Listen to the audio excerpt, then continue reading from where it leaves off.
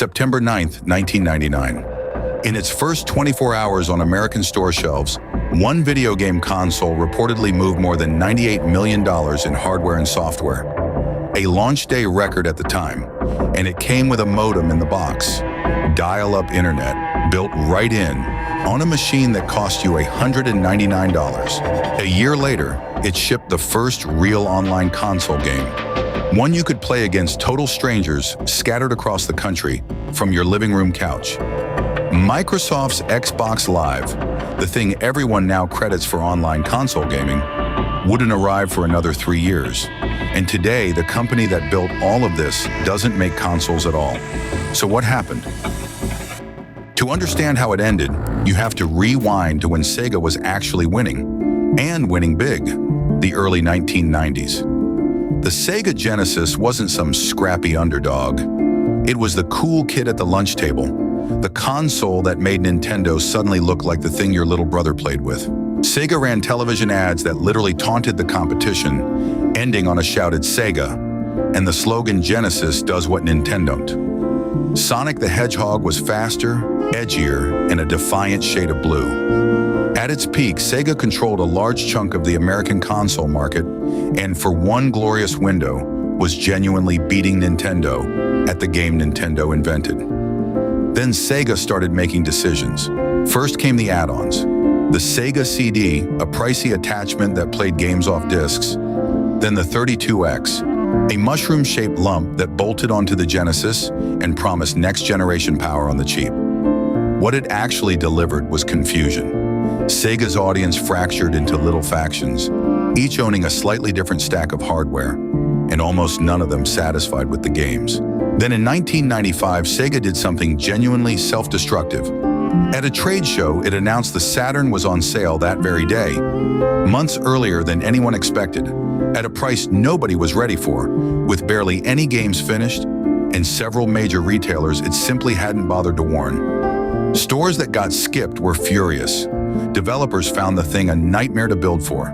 The Saturn didn't just flop, it torched whatever credibility Sega had left. So, the Dreamcast was supposed to be the redemption arc. It launched in Japan in 1998, then hit America on 9/9/99, a date Sega turned into a full marketing event. Gorgeous games, a friendly price, and tucked inside every single unit, that little gray modem, waiting for you to plug it into your phone jack. Quietly about a decade ahead of the room, Sega built an entire online service, SegaNet, around that modem. And in 2000, it released Phantasy Star Online, a console role-playing game where players from different countries could team up and adventure together in real time, talking through the screen. Almost nobody had done that on a console before.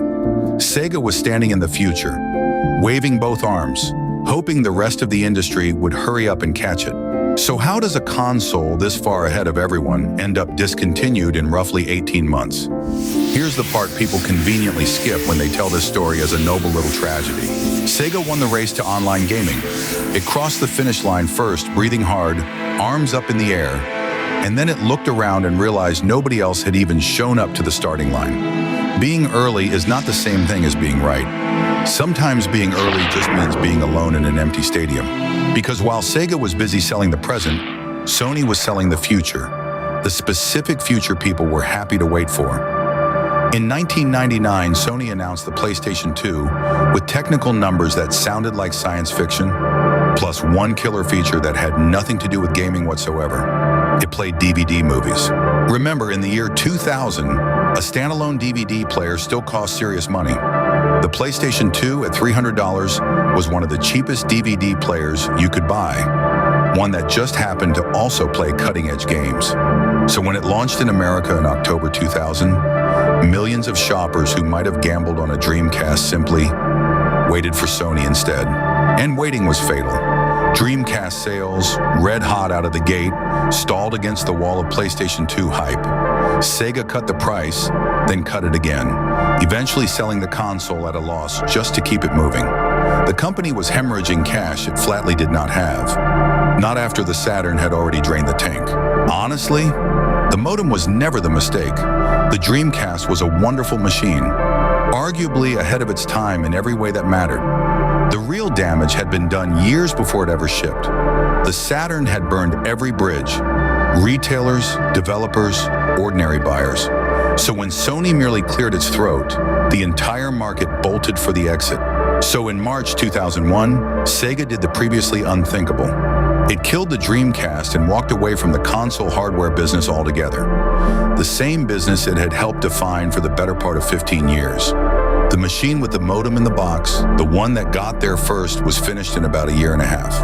And here is the genuinely cruel part of the timing. Microsoft launched the Xbox in November 2001. Xbox Live followed a year after that.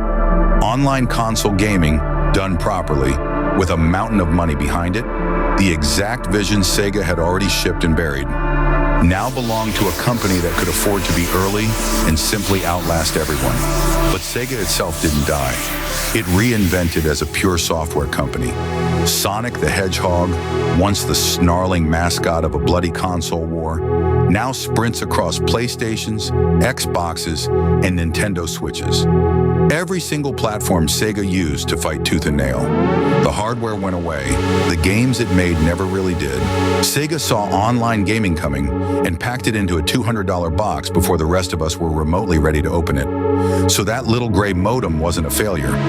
It was a postcard from the future, mailed 3 years too early to an address where nobody had moved in yet.